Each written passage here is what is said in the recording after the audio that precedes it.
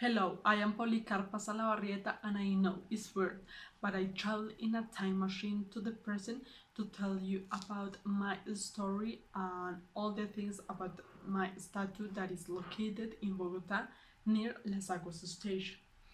To begin, I was born on February 26th of 1797 in San Miguel de Guaduas. I know there are many doubts about the place and date of my birth and name because there is not any document that proves the truth of this data. But yes, Policarpa is my name and I was recognized like La Pola. I grew up in a family that had enough to live and was respected in Guaduas town, but we didn't belong to the nobility. My father was a businessman of agriculture and trade, my mom worked with clothing, and I was the fifth of seven brothers. Nevertheless, in 1802, when I was already living in the capital with my family, an epidemic disease called viruela, no coronavirus, appeared. My mother, my father, and two brothers died. It was difficult.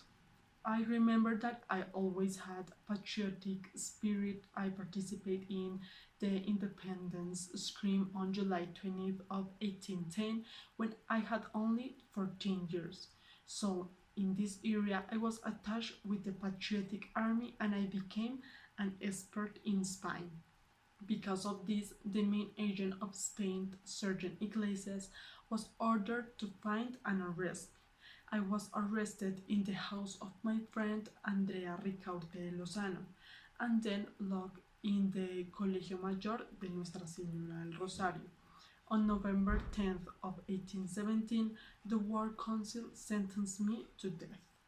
The shooting was on Friday, November 14 at 9 a.m., where today is the Plaza Mayor of Bogota.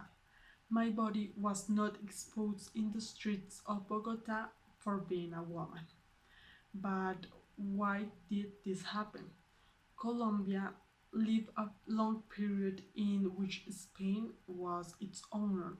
July 20th of 1810 was the date that the Colombians began to claim their independence from the Spanish Empire and the beginning of the conflicts and wars of independence developed between 1810 to 1819 that emancipate the Virreinato de la Nueva Granada and changed the history of what you know today as Colombia.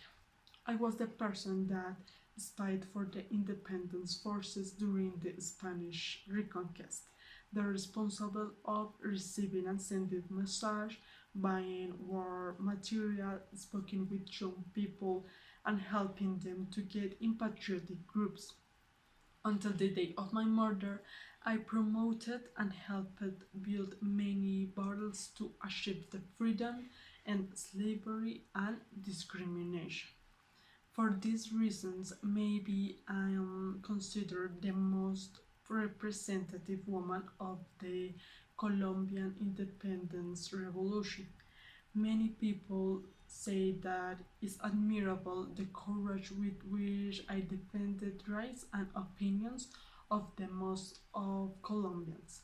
My work was essential to continue the fighting that led us the independence of Spain. Now, I'm going to talk about the monuments.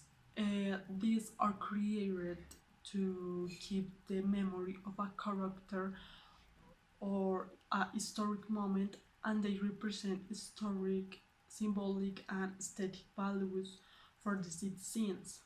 My statue was made with cement by the Colombian Dionisio Cortés in 1910 for the first centenary of independence, but it was replaced in 1979 for one made in bronze by Gerardo Benítez Bolaños from Peru. Also, the statue is considered extraordinary because it was made by a national artist. In the past, the government supported the national artists with competitions and awards, but they didn't believe that they were good for the monuments, so the government offered that the order that the statues were made outside and then bring them to the country. My statue has been deteriorated because it is exposed to different environmental conditions, but also people don't take care of them because you don't know or remember its story. It didn't have an important meaning to you, but the local administration and the Instituto Distrital de Patrimonio Cultural created a program called Adopt a Monument. The idea is that public and private institutions and national or foreign people take care the city's material heritage, and for this I think it's important to know and give to know our history, to have awareness and culture. My statue was adopted by Andes University and they recovered and keep it in good conditions, but also they tear the cultural property values by different media. My statue never has left the country. So it is all, this is my story, and I hope see you again. Bye.